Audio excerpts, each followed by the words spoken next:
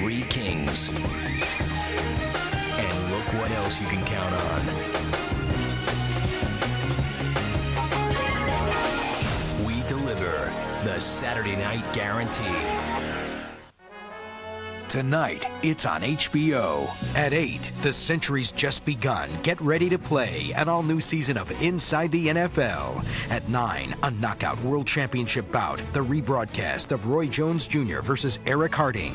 And at 11, the new HBO late-night documentary series, G-String Divas. Inside the NFL, World Championship Boxing, and G-String Divas. HBO is on tonight. Exhilarating, hard-hitting, unbeatable. HBO Sports. And now, the HBO Sports presentation, Inside the NFL.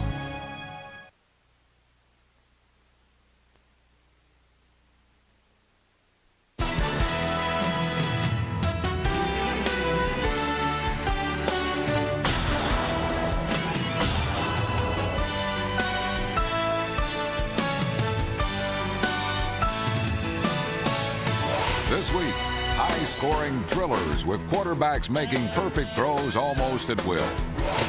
One receiver who had a huge game, Minnesota's Chris Carter, is this week's interview. And the Ravens quarterback, Tony Banks, finally learning what it takes to be a professional quarterback.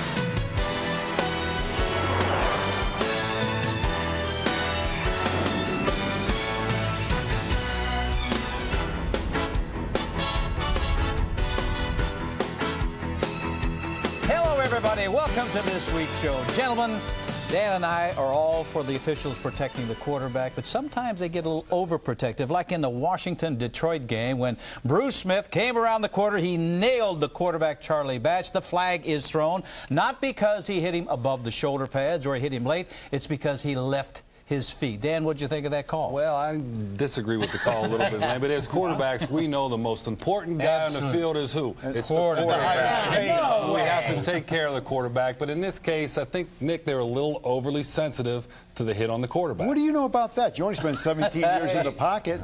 I mean, defensively, how can you play defense today? When is the last time they passed a rule that changed in favor of the defense? Never. The officials are looking to have one hand on the flag when they're looking at a cornerback, waiting to throw a pass interference call or defensive holding or roughing the passer. It's almost impossible to play defense now. Let it go, Nick. Just let it go, man. It's all over. They're not going to change it. It's an offensive world out there. But it's only week 2 in the NFL season, and already we're seeing blown officials' calls deciding the outcome of games. Clearly, in the Bruce Smith situation, it was a bad call. Why not expand instant replay? Let the coach challenge that call. Let the coach challenge that call. Let the official take a second look. And I promise you, the official in that case would have picked up the flag, said, "I'm sorry, Mr. Smith, I blew that call," and then the game would have been decided by the players. Wow, you can't expand it. All they have to do is quit grading the officials. What they started about 5-6 years ago, grade the officials, get a high grade, you get to go to the Super Bowl, you get to be an official in the playoffs. So they're afraid they're going to miss a play. That's why the flag comes out so early. Years ago, when you guys were playing and I was coaching, they would come have a conference with you. What did they say, Nick? Absolutely. Nick, quit holding that tight end. Right. Don't hold the tight end, you're going to flag. You hold him again, we're going to give you a penalty. That's what they needed. A friendlier, a more conversational. Kinder, gentler. A more conversational. Yes, that's a good idea. Well, you know that's not going to happen. They're going to make life miserable for the defensive players, as really they should be. Hey, speaking of miserable, in Buffalo, the Bills were determined to make life miserable for those cheeseheads. Did someone cut the cheese? Because Green Bay has seemed rotten recently, and last Sunday in Buffalo, the Packers continued their funk.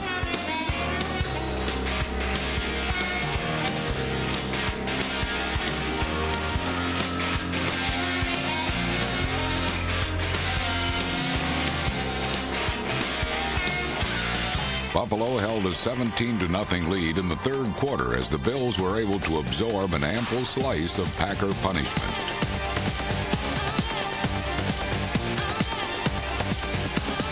Green Bay couldn't rattle Rob Johnson, who threw for 3 touchdowns. His third scoring pass put the game out of reach.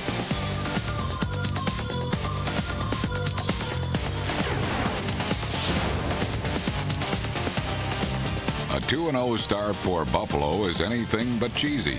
The Bills now hold on to the division lead with the Jets, who found themselves in a real dogfight against the Patriots last Monday night. Arf, arf, bow, wow, woof, woof.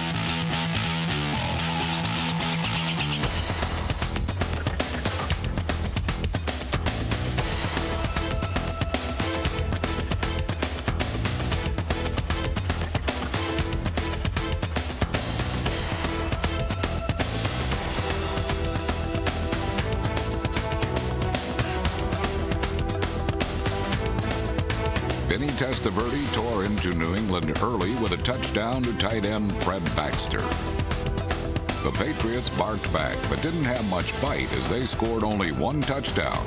Still, the Jets trailed 19-7 in the fourth quarter until a pint-sized pup of a pass catcher named Wayne Krabet took over. Patriots head coach and one-time Jet defensive coordinator Bill Belichick saw his former team forge a fourth-quarter comeback. Testaverde dropping back, looking left, throwing deep left for Krabet at the 5. He makes the catch into the end zone, touchdown! And the Jets are going to win it in stunning come-from-behind fashion. Bledsoe and the winless Pats return home this week for a matchup against the Minnesota Vikings, who have been rocking like the red-hot Culpeppers.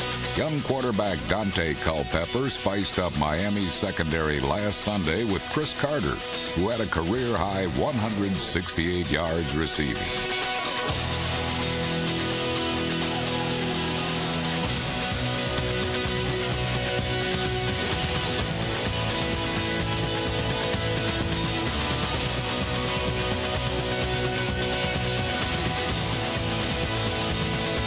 Carter had clutch catches, but Minnesota's only touchdown came courtesy of Randy Moss in the fourth quarter.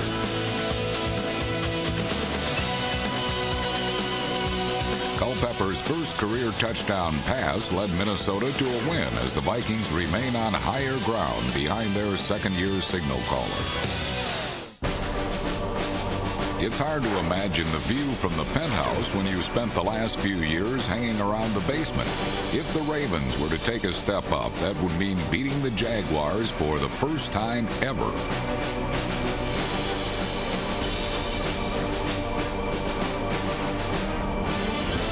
Baltimore's defense may be highly touted, but it was quickly routed by Jacksonville receiver Jimmy Smith. Downfield, he's got a receiver, and it is caught. Jimmy Smith at the 5, touchdown, Jacksonville. Cumming turns and plants, he's looking for Jimmy Smith down the sideline. Smith gets behind the covers, makes the catch, touchdown, Jacksonville. Smith laid down the law on the Ravens secondary, making them look more like Keystone Cops as he had 15 catches for 291 yards. Once, Baltimore was a town where magical comebacks were commonplace, and last Sunday, a bit of that magic seemed to be in the air. Out of a tackle, touchdown! He got away from Fernando Bryant. The rookie from Florida scores his first professional touchdown, 14 yards, and the Ravens are on the board. Tony Banks' 2 touchdown passes to Travis Taylor helped Baltimore take a 32-29 lead over Jacksonville deep into the fourth quarter. Back to throw, Tony Banks, pretty good time throwing in the end zone. Taylor's open, touchdown! The rookie's second score of the day. Battered and bloodied, the Ravens defense let Jimmy Smith land one more haymaker as the Jaguars took a 36-32 lead. Throws it to the far side, and it's deflected to Jimmy Smith, and he's in for a touchdown.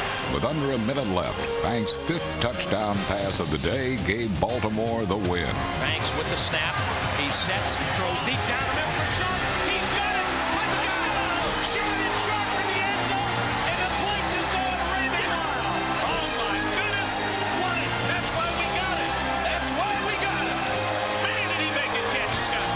The Ravens took a step up when they signed Shannon Sharp. In what might just be the NFL's toughest division, head coach Brian Billick and the resilient Ravens are off to a 2-0 start.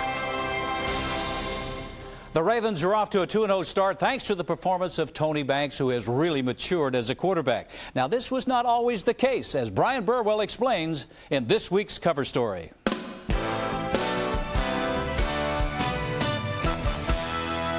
From the beginning of his football life in San Diego, when he was the kid they called Little Strong Arm, Ravens quarterback Tony Banks quickly discovered that his rocket arm was both a gift and a burden. Playing this quarterback position hasn't been real friendly from the start. You know, it's a tough position even as a little kid. We went to the Super Bowl at Pop Warner. We're driving down to score again. I throw a pick, and it gets returned for a touchdown. The fans and the kids were blaming me for the loss. He could hear the little scuttlebutt that was going on, and after 2 years, he said, I don't think I want to play anymore. The same guys that I played with Pop Warner convinced me to come out in high school my junior year. His cannon arm would eventually take him to Michigan State and to the NFL as the first quarterback picked in the 1996 draft. But with more fumbles than TD passes, critics noticed Banks was taking his raw gift for granted. I think I was overconfident in my skills and how far my skills could take me. I don't think I understood the position. I thought, hey, I got one of the best arms in the league. I can live off that. That attitude would haunt the immature quarterback. His 3 inconsistent years with the Rams earned him the label of an undisciplined underachiever, and he was finally given up in a trade with the Ravens last season. The way I came in, I thought it'd take me a week or two to earn a starting position. He was wrong. By the end of his first training camp, Banks was hit with a life-altering setback by new head coach Brian Billick. Calls me into his office for what I'm thinking is to tell me I'm about to be the starter. He tells me I'm demoted to number 3. So that was a slap in the face, pretty emotional time for me because I had never been number 2, let alone number 3. When he was out of the starting rotation for the first time really in his career, he had a chance to see what it is he needed to do to improve his game. The responsibility of a quarterback to practice a certain way. I was still practicing just to get through practice, you know, not to get better. I didn't understand the ramifications of if I don't complete this pass or if I'm not trying to be perfect in practice, how it would affect my whole offensive unit and my team. From that low point where Banks felt he had lost control of his football life, in an unusual way, he actually regained some control by doing a few things that he had never done that much of in the past. He practiced harder. He studied game film longer, and he came in the weight room on a more consistent basis. And by mid-season, when a new opportunity came, this time he was ready to lead. With the Ravens in a free fall at 2-4, Banks got the starting job by default. But he improved, and so did the team, winning 6 of their last 8 games. And his newfound commitment continued in the offseason. He decided to stay here in Baltimore. He knew that there was a lot of work to do yet, that there was a lot of learning to do still, and we met a couple days a week in the classroom. You go to a Fox stack. And when he approached that the way he did, we kind of knew that he was into this for the long haul. I wouldn't work on the things I really needed to work on, which has been my preparation. You know, the offseason, you can use a lot of film time, too. I've never done that. Now, the AFC's Offensive Player of the Week fully understands what's expected of him. I've shown flashes. I've thrown for 300, 400 yards in my career, but it hasn't been on a consistent basis, and it definitely hasn't been on a consistent winning basis. So that's what quarterbacks are measured on, and I understand that now. Tony Banks is finally playing with both his head and his arm, taking flight, hoping not to be grounded again.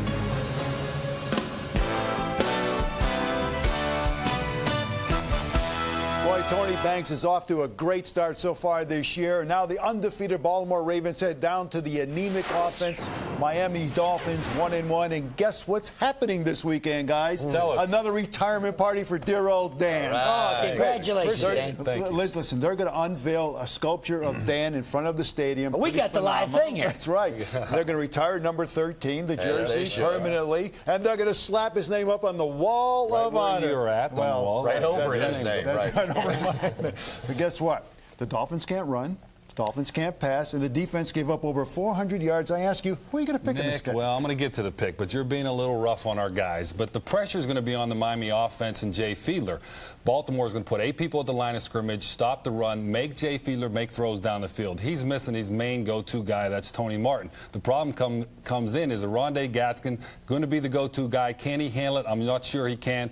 I'm going to make an emotional pick. I'm taking Miami to beat. I wonder why. Something about quarterbacks. I don't know what it is. You got to be loyal. Yeah. You got to be loyal. I think Rennie will take Kansas City. Yeah, I think you might too. But you know the thing that really surprised me last week was the fact that Jay Fiedler struggled so much against the blitz from the Minnesota Vikings. But remember, here's a guy that missed almost the entire preseason in a new offense with his hip. I think after seeing it one week, he'll be okay this week. And the Ravens secondary just cannot match up with anybody. I like the Dolphins. Oh, you do. The Ravens secondary, that may be what you left out. shot. That's the only weakness on the Baltimore football team. Sure, they let Jimmy Smith have 281 yards, but they're going. Other than that, they had a great day out there. Well, I'm going with Dan. They're going against the worst receivers in the league at Miami. Oh, come on now. And so I didn't say that. For that reason, I'm going with the Ravens. Well, the Dolphins' defense will stop the run. They're very good against the run. Sam Madison, Brock Marion goes against Travis Taylor, Shannon Sharp. I think Baltimore wins that battle, and Baltimore wins the game. And by the way, it was 291 yards. It was even worse than what you said.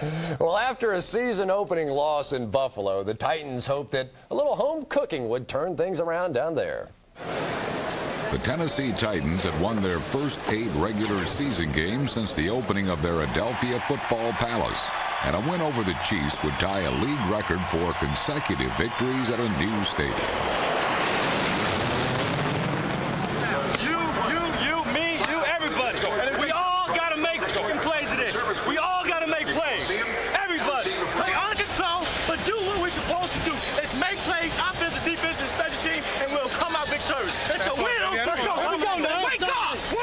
But that wake-up call found the Titans asleep at the wheel. McNair bobbles the snap. The ball is loose. It's loose in the backfield. Dan Williams is chasing. He picks it up at the 30. The defense comes up big on a fumble for Tennessee. It would take a goal line stand to atone for the Titan giveaway.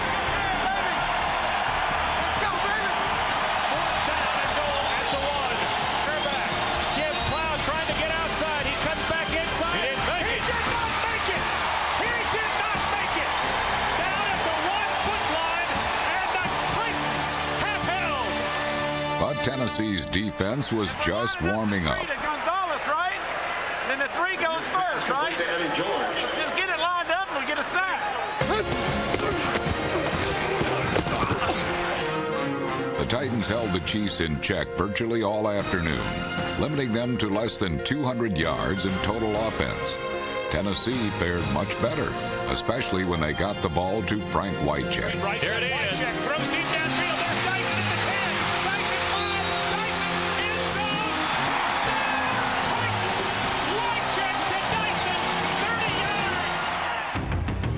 But Tennessee's 7-0 lead held up for all of a minute and a half, thanks to Kansas City's ball-hawking defense. The throw again is McNair looking for the first down. He throws the ball to Donnie Edwards. Edwards up the left sideline. 25-20. He has McNair to beat. He stays in bounds. That is a touchdown.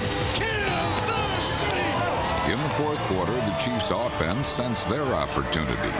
Bunch strong right. Cole on a TJ play girl. Bunch strong right. Bunch strong right. You want to run OP. They're overplaying the formation. You kick their ass. After squandering numerous scoring chances, the Chiefs took the lead on an Elvis Gerback touchdown pass to Derek Alexander. But the fans weren't worried. After all, this was the Titans' can't-lose turf of Adelphia Stadium. We're about to get it up. Let me force them to allow. Get this crowd going. Here we go now. Step it up now, boys. Step it on up. Here takes the snap. Rolls to the right. Looking. Now going to run. 40 in trouble and just crushed at the 37-yard line by Dwayne Clemens. Wow, did he get smacked. McNair left the game for good with a bruised sternum. But with Neil O'Donnell, Titans relief pitcher extraordinaire, now at the controls, Tennessee efficiently marched for the touchdown that sent the game into overtime. O'Donnell looks. Left side. Fires. Got the ball at 15. Diving for the end zone. Touchdown. Hey, y'all give me time like that. I'll get him. Y'all give me time like that. I'll get him. You hear me? The offensive line gave O'Donnell that time and gouged out a wide-open pathway for the Titans' superstar running back. Eddie George brings them to their feet. 29 yards for Eddie George. And the Titans are in Al Del Greco country. Snap. Set. Kick. Crowd likes it. Del Greco has given Tennessee a 17-14 overtime win over Kansas City. And the Titans back home and back even at 1-1. San Diego, it's been more smoke than fire for Ryan Leaf. And if alarm bells haven't sounded just yet, maybe they should. Because at times, the Chargers' offense has looked as organized as a preschool fire drill. Still, things are happening for the Lightning Bolts, some of them even by design. Here is Ryan, three-step drop, pump fake, and throwing, wide open, touchdown! In contrast, Jeff Blake and the Saints were methodically efficient. But in this to-and-fro affair, running pell-mell seemed to work just fine for the Chargers. Fielded on the far sideline by Jenkins. Picks it back up across the 10, struggles to the 15, across the 20, 25, 30. He's loose at midfield. He may go. He's being chased by the Saints. This will be criminal if he returns this for a touchdown. Rodney Jenkins is going to go all the way for the score. For every crime, there ought to be some punishment. And the Saints' Ricky Williams didn't take long to mete out retribution. Here is Jeff Blake, back to pass, hit, got away, dumped it off to Williams, catch at the 10, 5, blows over the defender at the goal line. Punitive power got the Saints close, but with under a minute to play, it was Jeff Blake's cool that won it for New Orleans. Jim Haslett and the Saints are off the schneid and off to Seattle this week to face the Seahawks. Where last week Mike Holmgren's squad hosted Mr. Martz's explosive Rams, and in what may become a weekly event, the Rams found themselves in a shootout, and in a hole thanks to a self-inflicted wound. 50-yard line. He returns the left sideline across the 40. Eludes a tackle to the 30, the 20. He's going to score. 82 yards on the interception return by Jay. The Rams defense answered in kind. Backs behind John Kitna, who wants to pass. Sets up in the pocket, pump fake, under heavy rush. Loose the ball. Corralled by Kevin Carter. Oh! Now it's loose again. Devin Bush picks it up. He will score. Touchdown Rams. Beautiful. Trailing by 7 points late in the fourth, John Kitna finally connected on his first touchdown pass of the season. Jackson in stride to the 10. Touchdown Seahawks. Still keeping pace with the Rams is one thing, actually beating them is something else altogether. Perhaps impossible if Kurt Warner continues to author a fairy tale career where the chapters keep getting better. The clutch throw and catch set up a chip shot field goal for the win. 6 ticks on the clock. Snap back, ball down, kick is up. It is good. Another head-shaking loss for the Seahawks and another eye-opening performance from Mr. Warner, who next faces a Niners team that only gets left-handed compliments. You know, he asked me if everybody's right-handed, and that'll be the case unless Steve shows up. Then we'll put him in the game. If you don't mind, you'll make an exception, won't you? Get a win. Get a win. Then it'll be fun. It's all fun when you win. Left my heart here, right? You got to go out here and get one. Showtime. We're doing it together. Everybody. Niners. 1, 2, 3. Niners. If San Francisco's huddle seemed out of rhythm, it's nothing compared to how out of sorts their offense is. Once high-octane, the offense now seems more like high jinks. Not that it isn't a gas to watch. And in the play emblematic of their woes, San Francisco once again managed to make a mess.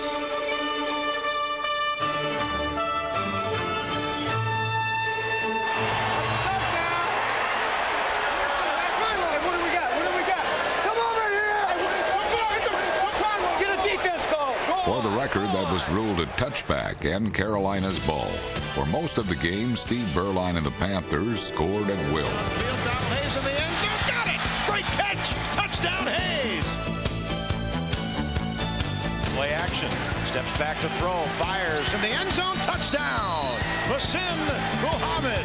At 1-1, the Panthers must be feeling good as they head home to host. Now I can have a good time. I told you had to get a win, and then it was all fun. Now I can have some fun on this flight back.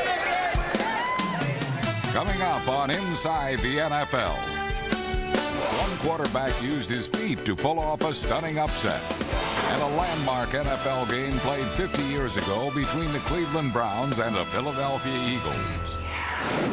Paul Brown was the first coach ever to use classroom teaching techniques in pro football, and he taught the Eagles a pretty good lesson that day. And speaking of schooling, Nick Bonacani, the newest member of our Inside the NFL team, Chris Carter, schooled that Dolphins secondary pretty good last week, too. Especially all-pro cornerback Sam Madison. Poor Sam. Poor Sam. 9 catches for 168 yards, a new career high. You took Dante Culpepper out to dinner last week, didn't you? You got him. Well, I think after the poor showing the first week of the season, plus you guys haven't been picking us to win, so I had to go out there and show you guys. Hey, okay. Here we go. I mean, I do watch the show. I know you do. You know, Dante Culpepper, Chris, and is so young out there. The question I have is, can he actually read defenses, or does he kind of do it by the seat of his pants and ad-lib all the time? No, he's reading the defense. Anytime you throw for the type of yards we have in 2 games, you have to be able to read defense. I think that, you know, that's really a slap in the face at Dante saying that he's just out there trying to ad-lib. He's making some throws, timing throws. He drops back 3 steps, 5 steps, sometimes 7 steps, and throws the ball on rhythm, just like any other quarterbacks in the league. But he has the ability where he doesn't have to rely just on the straight drop back passing, where he can ad-lib when it's called for. You know, Chris, though, but you are giving him some help, because I see you on a line of scrimmage just before the play starts. I see these hand gestures that you're making. It looks to me like you're seeing a blitz coming. You see who is coming, and you're trying to tell Dante that it's coming. Is that right? Yeah, but Dante, for a football player, he has, especially for a young quarterback, he has the highest football IQ of any quarterback that I've been with, especially with the least amount of experience. But I am. It's no different than things I've done for Cunningham, Jeff George, Warren Moon. I mean, all do the same thing. I think right now it's a little over-exaggerated because people think that I'm trying to help him do his job. I'm just basically trying to help the team get in the best plays possible. Well, everybody knows that you're the general manager there in Minnesota. This offseason, when you go through Randall Cunningham, don't re-sign him. Jeff George not re-signed. You make a move for Dan Marino. He decides he'd rather sit next to Jerry Glanville over here. And all of a sudden, you're down to Dante Culpepper. What was your opinion then, and when did you first start to believe that this guy could be a player? Well, my first opinion this offseason was initially to keep Jeff George, and that just lets you know that I'm not the general manager here. If it is, I have a heck of a title and don't get paid for it. But I wanted to keep Jeff George, given what the chemistry we had developed last season, and what I looked at the future of the team. I wanted Jeff at least for 1 more year. Jeff didn't want to sign a 1-year deal, so the Vikings had to do what they thought was best, was go ahead and let Dante take over the team in the 2000 season. I knew Dante was going to be a great quarterback. I just didn't know it was going to happen. I didn't know he was going to be in the lineup as fast as all of this has happened. Well, you're 2-0. Congratulations on the good start. Good luck this week against no the thanks Patriots. to you guys. He's a bitter man. He's a bitter man. Hey, at least pick us this week, maybe. You heard the man, Lenny Dawson. Pick him. What Mr. Carter wants, gentlemen, he shall get. Now, Chris and the Vikings are 2-0 with 2 narrow victories. They face the Patriots, who've been on the losing end of 2 very close games. Jerry, what do you think? Well, I think it's kind of fun to watch the Minnesota Vikings secondary. Their best corner is Chris Dishman. He's only been there 3 weeks. And I drafted him with a team that doesn't even exist anymore, and he played in a whole different century. But New England, they're having problems in the red zone. The Patriots can go up and down the field, and they can't score in the red zone, so I'm going with the Vikings. Jerry, you're a former defensive coach. You call it red zone. Quarterbacks call it green zone, and Drew Bledsoe's having a problem in the green zone because the Patriots can't run the football. The Minnesota Vikings have Chris Carter, Randy Moss, we know that, but they can hand a ball to Robert Smith, and also Dante Culpepper has 3 rushing touchdowns this year. I'm picking Minnesota. Red zone, green zone. I never wanted to be in the twilight zone. But I'll tell you one thing. If you give up 4.9 yards per rushing attempt, then the other teams can run on you. That's Minnesota's defense. So I don't care who's running the ball for New England. They can move that football. Oh, you're Plus, taking the Patriots. Bledsoe has not thrown an interception. Now, speaking of quarterbacks in Arizona, the Dallas Cowboys hoped a veteran backup quarterback would be the light at the end of the tunnel. Beset by injuries to Troy Aikman and Joey Galloway, the Cowboys turned to Randall Cunningham to ignite their snake-bitten offense. Cunningham completed his first 13 passes, including career touchdown number 200. Throw deep down the right side. McKnight's got his man beat. Caught it at the goal line. Touchdown, James McKnight. Starting Starting in place of Galloway, James McKnight caught one of 3 Cunningham scoring strikes, while return man Wayne McGarity contributed his first NFL touchdown. McGarity this time from the 37, comes left across the 40, breaks a tackle 45, is clear at the 50, has a man to beat at the 40, beats him to the 30, sideline to the 20, foot race at the 10, McGarity, touchdown, Cowboys!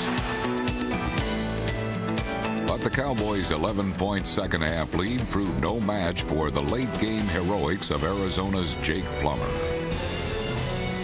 Plummer looks right, pumps it once, now goes deep for Boston, far side of the field, he's got it, at the 50, at the 40, at the 30, he's still going, inside the 25, he's knocked down on the 22 by Felipe Sparks. For the 12th time in his 40-game NFL career, Plummer rallied the Cardiac Cards to a fourth-quarter win. Plummer rolls right, throws it to the goal line, Sanders has got it, he scores, he scores, he scores, the Cardinals are going to win.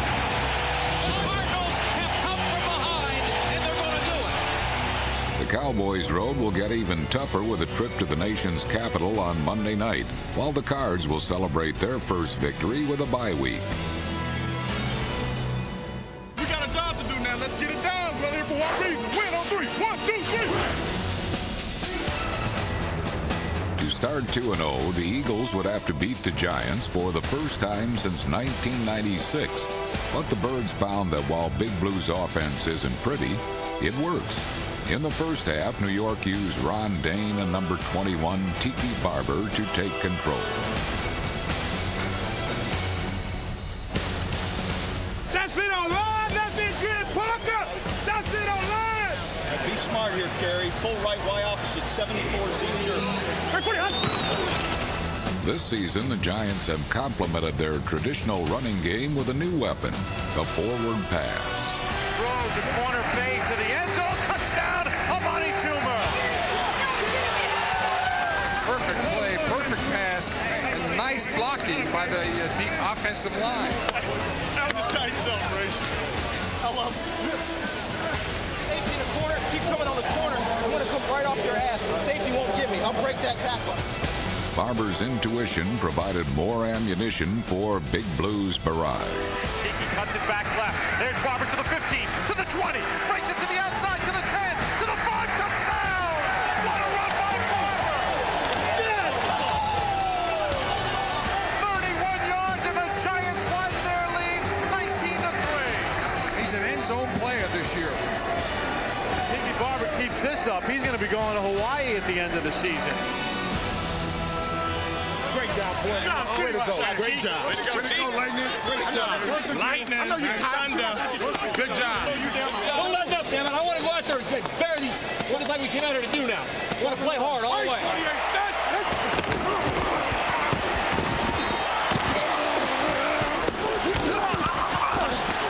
Got to keep bringing it. Can't touch it.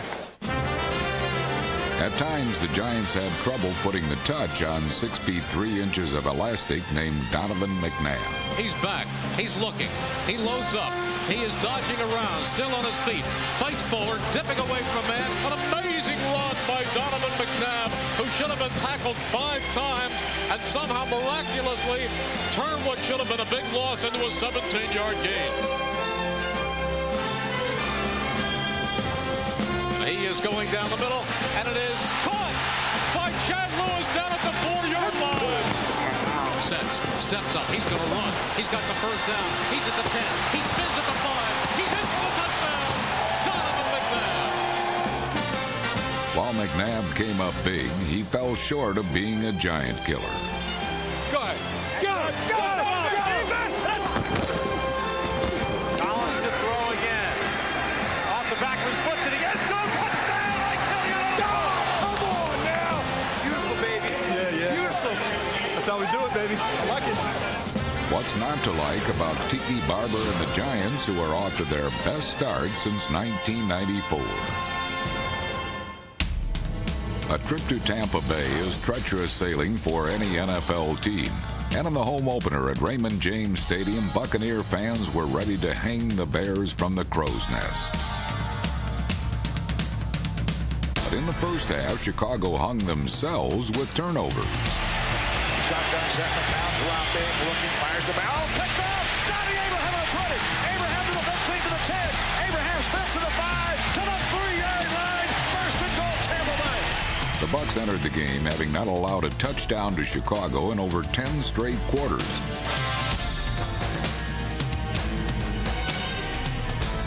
The hard-hitting Tampa defense appeared determined to extend that streak.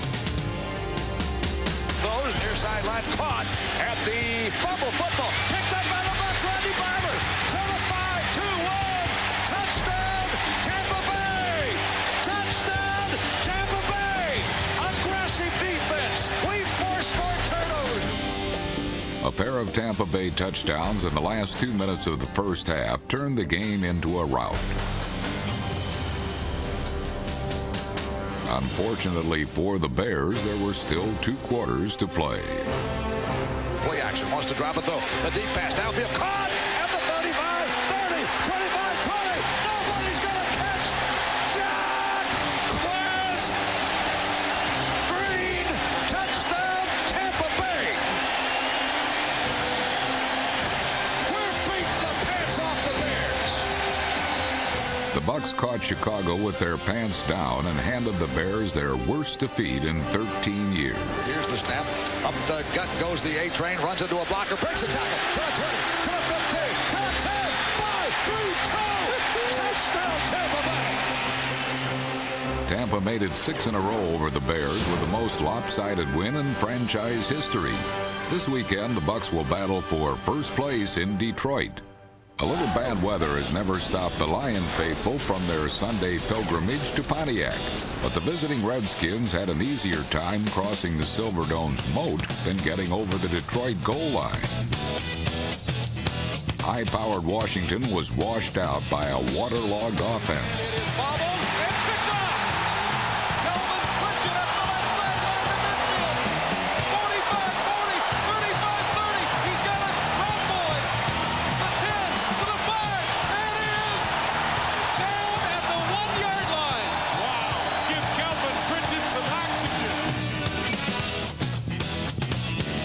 Football's $100 million team was nickel and dimed by 5 field goals and some timely defense. Johnson back to throw it.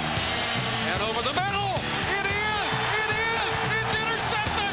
Although they're still searching for their first touchdown on offense, the unbeaten Lions are proving that substance beats style in the NFL.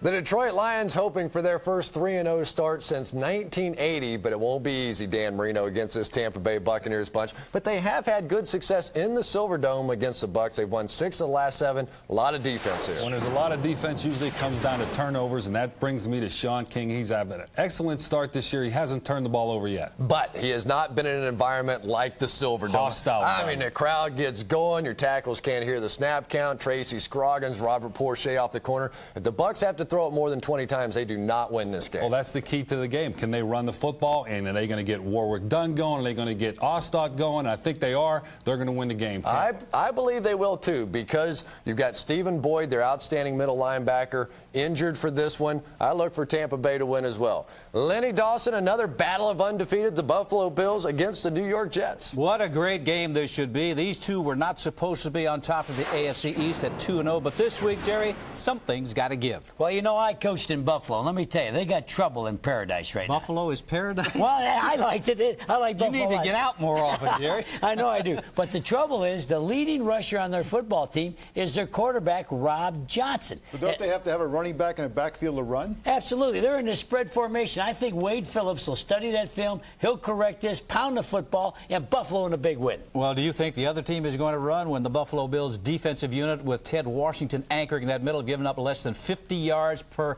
game in rushing? That includes also Eddie George. I like your team as well, Buffalo. Oh, good. You know, you think that Buffalo only has a defense. The Jets have a defense, too. Look at John Abraham, Sean Ellis, 2 rookie players. The last 30 seconds of the Patriots game, each one has a sack. They saved the day for the Jets. The Jets win this game. All right. He says the Jets. You say? Bills. Me too. All right. As for the Colts, you know, they're not very happy there. Week 2 was a tale of 2 halves. You know, it started out according to script, but the ending was not a happy one. In Turn of the Screw, Henry James wrote, "I caught him, yes, I held him." In every game he has played, Edger and James ran, and nobody can seem to catch or hold him. Against the Raiders, James authored a big early lead for the Colts and turned the screws on a struggling Oakland defense. Manning drops straight back to throw, sets up, fires underneath, caught, and there by Edger James. E.G. second of the day, fourth of the season. The Raiders' defense quickly turned from feckless to fearsome.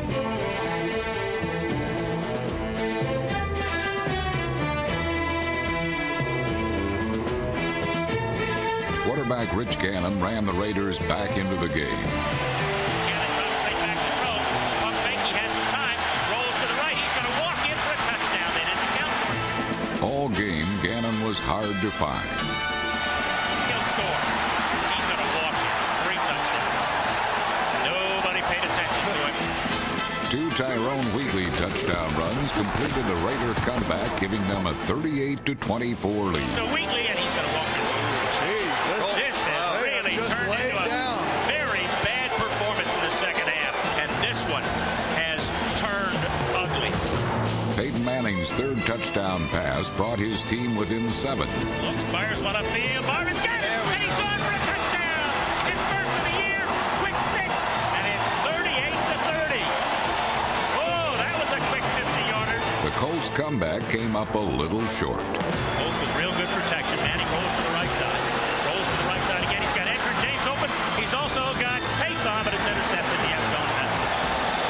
Minute to go. Raiders win 38. Tyrone Wheatley had the fans falling all over themselves after his performance as Oakland improves to 2-0. This week, the Raiders faced the Broncos, who last week hosted the Falcons. Atlanta had a few plays that were downright pretty.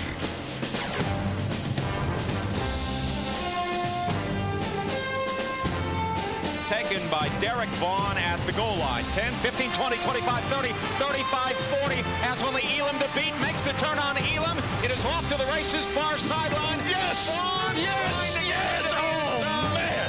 And yes, touchdown! What a run! What a great run that was! Derek Vaughn's 100-yard return and Tim Dwight's 35-yard catch and run for a touchdown would be all the points the Falcons could muster.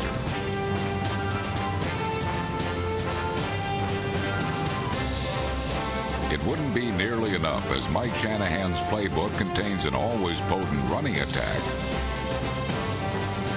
Greasy, left side, Anderson, big hole, Anderson on the loose, 10-5, Mike Anderson has a Denver touchdown. And an air attack that is finally taking flight with quarterback Brian Greasy. Greasy's favorite target last Sunday was Rod Smith, who scored 2 touchdowns.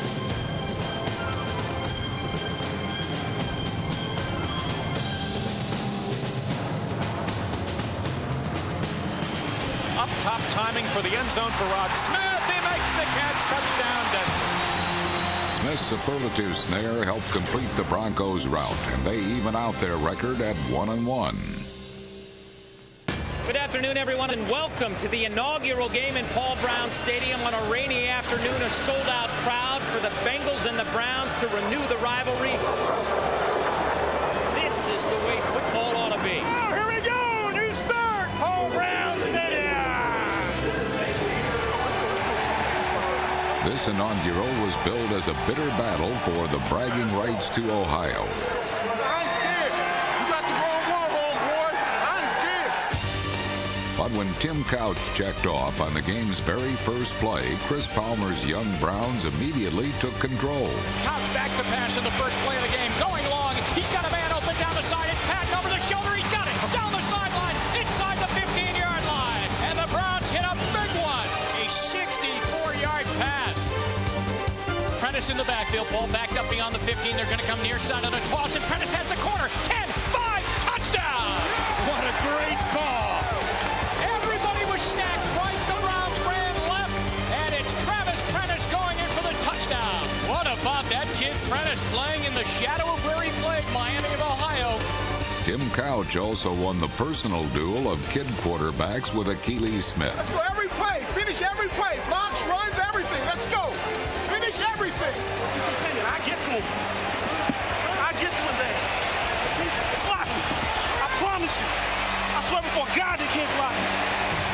but they could as Couch ruined the Bengals' debut. Couch on a rollout, rolling near side, looking, fires into the end zone, touchdown, Mark Campbell! As Couch got drilled when he threw the ball, he got laid out, and he still stuck it in there to Campbell. Last year in 2 games, Corey Dillon ran for 370 yards. Against Cleveland's much improved defensive line, he got only 41. Shut down the run. We're ready. They thought the old Browns were going to come back. It's new Browns, baby. Got some hungry dogs out there, baby. Now we got to get some sacks, baby. Smith was crumpled 7 times, and when the Bengals infrequently ventured into scoring territory, they turned the ball over. Lobbing into the left corner for Dugans. Sanders goes up and intercepts it in the end zone. Good job, guys. Good job. Good job. This is their first game. They out of shape. They tired as hell. Big stop, baby, big stop. In the fourth quarter, Couch's growing maturity was evident when he picked out his 10th different receiver. Couch is back. He could run. He throws across the middle. It's caught. Touchdown. Mark Edwards. Yeah, baby. I see you hard. Hard, Couchy. Hey, like that, baby. Hey, that's everybody making plays right there. That's everybody making plays. That's fun football. That's the way a game's supposed to be played. These guys might be done. It appeared the fans were done even before their team, as the largest crowd to see a sporting event in Cincinnati evacuated early. Cleveland won with discipline and determination. As for their founder, the coach they were named for, on this day, the Browns lived up to Paul Brown's legacy. All week we talked about making plays. Talking about when the momentum goes the other way, not folding. You guys did that, okay? You did that. I'm very, very proud of you. That's the way to play the football game. That's a great job. I just want to tell you how much I appreciate what happened today. This Cleveland Browns football team that played today in a very unfriendly stadium can beat any team in this league on any Sunday. Browns owner Al Lerner believes in that old saying that on any given Sunday, well, on any given Thursday during the football season, you can get inside information right here from our own Gary Myers. Gary, let's talk about the Washington Redskins. They lost to Detroit, of all things. How'd their owner, Daniel Snyder, take that? Lenny, everybody's waiting to see whether Snyder would explode the first time his $100 million team lost this year. Well, it didn't happen, at least not this week. I spoke to Snyder, and he said it's just one game. So it appears in the second year as Redskins owner, he's gained a new perspective on how to handle losing. Then the next thing was Brad Johnson threw 4 interceptions, and everybody expected the first time he had a bad game that Snyder would push Jeff George on North Turner. Snyder said he did not mention Jeff George's name once to Turner all week. Daniel Snyder made news this summer when he charged $10 for people to watch training camp practice. Now, he opened up for everybody. That includes scouts. Has that had any effect? Well, so far, no, because Carolina did scout Redskins practice this summer. They lost to Washington in the first game. Detroit didn't feel there was anything to gain by watching those practices.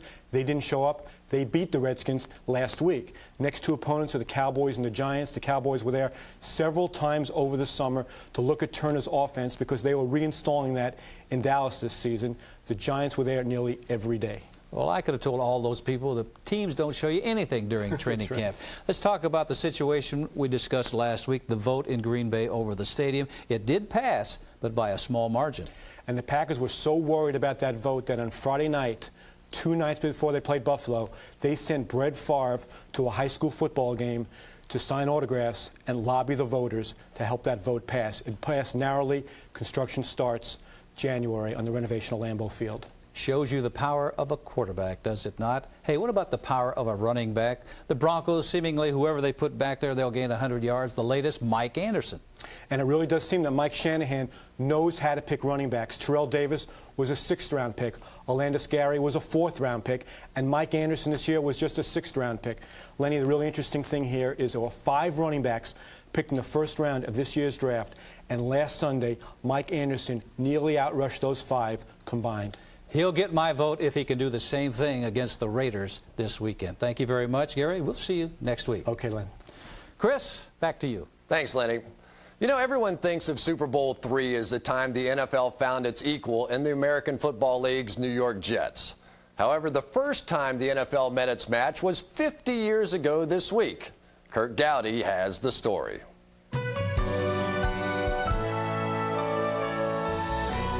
His name was Paul Brown, and from 1946 through 1949, his Cleveland Browns won 4 consecutive All-American Football Conference championships. The NFL was unimpressed. When a merger with a rival league was suggested, NFL Commissioner Elmer Layden said, "Let them get a football first."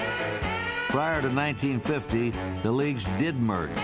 Naturally, opening day featured Browns Club against the defending NFL champion Philadelphia Eagles. Eagle coach Greasy Neal poured fuel on Brown's smoldering embers.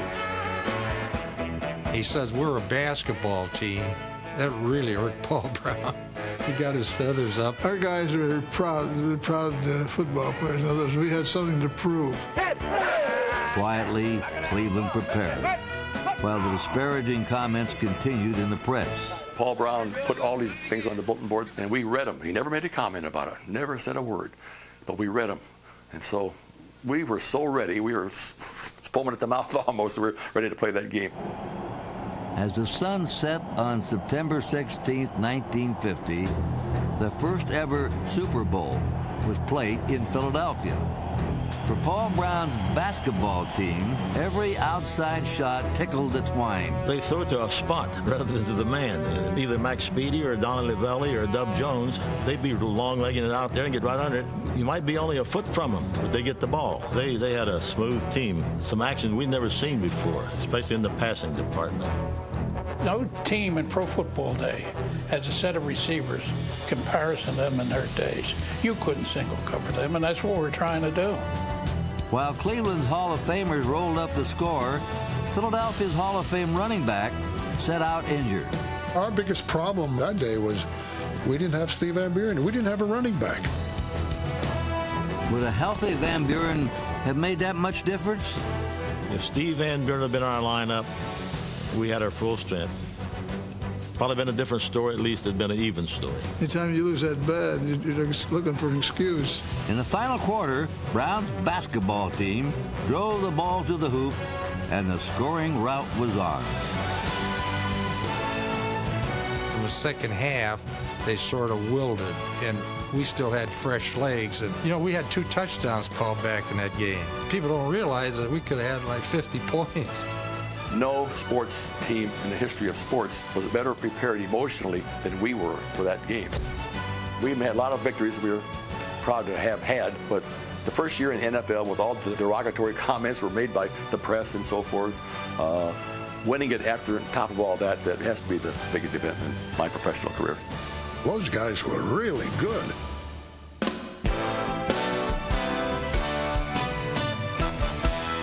The Eagles and the Browns met for a second time later that season, and Paul Brown got so tired of hearing the Eagles whine about his passing game, he told his troops just pound it in there, run the football all day, and they won the second time as well. Well, I suppose Dan Marino got tired of us whining about the fact that last week he was a perfect 15-0. How did he do this week? Not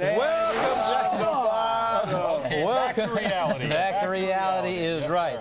Well, I tell you, we're holding our own, folks, against the CNN SI experts and the celebrities, with the exception of swimsuit model Shakara Ladar. She's doing well, too well. All right, for the season so far, only a couple of weeks, Dan is in first place. That's because we're going by alphabetical order. Of course, I'm in last place. That has nothing to do with alphabetical order. Hey, let's talk about this week's selections, folks. Carolina's Steve Berline has a new weapon in Donald Hayes. Even without Padre Ismail, they'll light up that Falcons secondary as the Panthers win. Mark Brunell and Jimmy Smith were spectacular in defeat last week. Cincinnati's Akili Smith and Peter Warwick have a long way to go to become that good. Jags bounce back to win it. Nick thinks the Eagles will exploit Brett Favre's mistakes. However, the rest of us believe Favre's elbow and the Packers' running game will both come around. With 2 ineffective quarterbacks in Kent Graham and Cordell Stewart, the Steelers look more like an expansion team than the Browns. Tim Couch is maturing and will lead the Browns to a win. After 2 tough losses, Kansas City faces a San Diego team on Thursday that demoted quarterback Ryan Leaf for Moses Marino. We like Kansas City.